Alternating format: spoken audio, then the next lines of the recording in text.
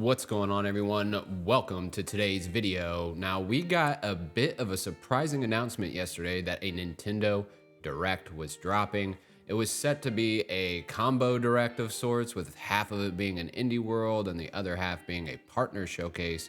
I'm always hyped for Nintendo Directs, but with the Switch winding down a bit, I wasn't expecting a ton. But as a JRPG fan, I was extremely happy with what we got. This direct gave us a surprise after surprise after surprise. I mean, there are a ton of games here that I just wasn't expecting to see at all, and some I had no idea even existed. So let me know in the comments below what your favorite announcements were from this direct. And without further ado, let's jump right into what my favorite announcements were. First up is definitely my favorite announcement by far, and it is Trails in the Sky the First. And I mean, this was unfortunate that they showed it off in a reel for what seemed like 5 seconds, because Trails in the Sky definitely deserves all the love and attention. If you've been watching this channel for a while now, then you know I started playing through the Trails series last year, and I absolutely fell in love with Trails in the Sky. In fact, on many of my lists, the first game in the series is touted as my favorite because I think the setup, the characters, the world building is unmatched and makes for one of the best JRPGs out there. The game is known for its attention to detail, and remaking this one has me really intrigued to see how all the environments and characters and interactions are all reimagined.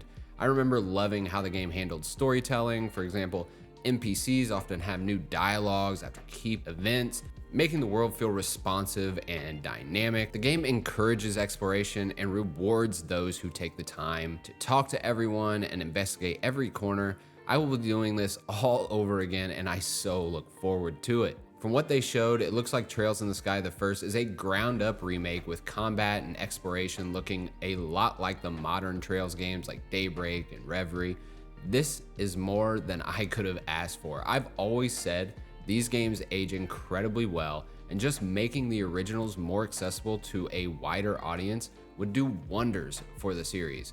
But this is even better. Modernizing one of my all-time favorite JRPGs is an incredible announcement, and you can bet that I'll be going through and playing this one as soon as it launches next year. Next up is the Suikoden 1+2 remasters. I love the Suikoden games. This is one that I was definitely late on. I didn't actually play it until a year or two ago, but I really enjoyed my time with it. I think having this on Switch is great, and honestly, the footage they showed for this game looks really amazing. It seems like a bit more effort was put in outside of the standard up-res to HD. One of the series' trademarks is its large roster of recruitable characters known as the 108 Stars of Destiny. Each character has their own backstory, personality, and role in the story, which adds some nice depth to everything.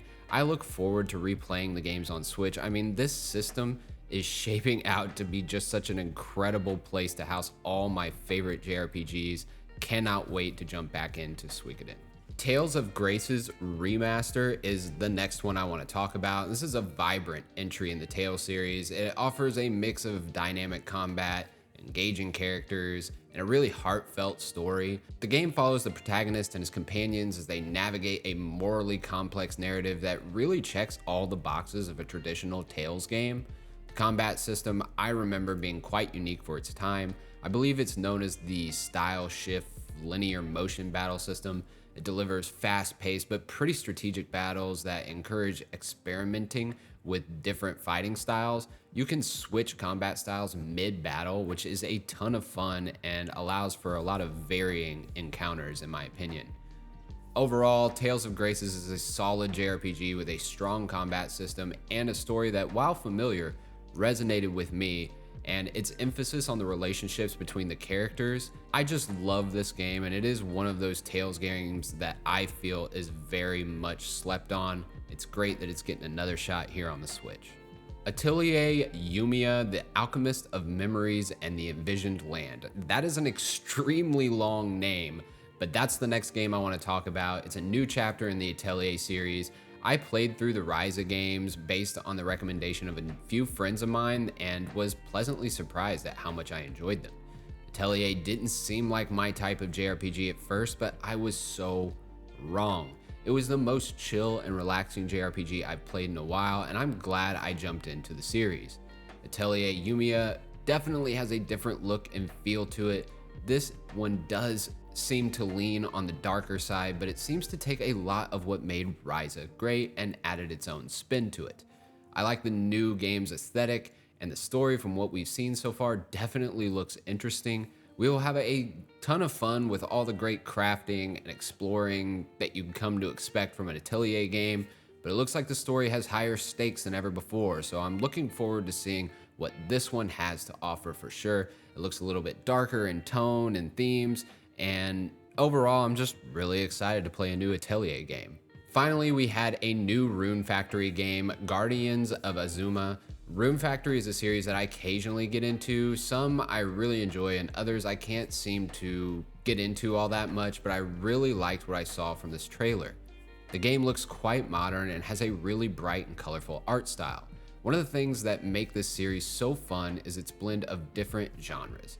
I mean, these games successfully merge the farming and life simulation mechanics of games like Harvest Moon with traditional RPG elements such as dungeon crawling, monster battling, and character leveling. This mix provides a diverse gameplay experience that, when done right, really keeps me engaged.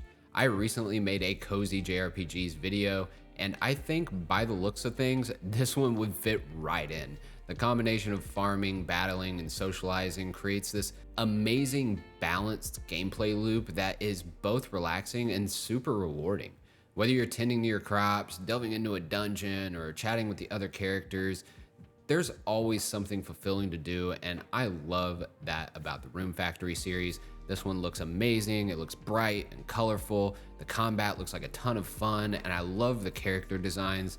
So looking forward to this new Rune Factory game. Anyway, that's it for me on this one. There were a couple of other great announcements like Yakuza Kiwami making its way to the Switch, but these were my favorite announcements by far. I never expected to come away from this random direct with 5 to 10 games that I'm super excited to play. The Switch has been going for a long time, and I still love that I can pick up this system and find a ton of great JRPGs to play at any given moment.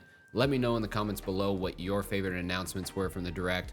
What do you want to see from the Switch in the next coming year? Can't wait to see what you guys think. And until next time, I'm out.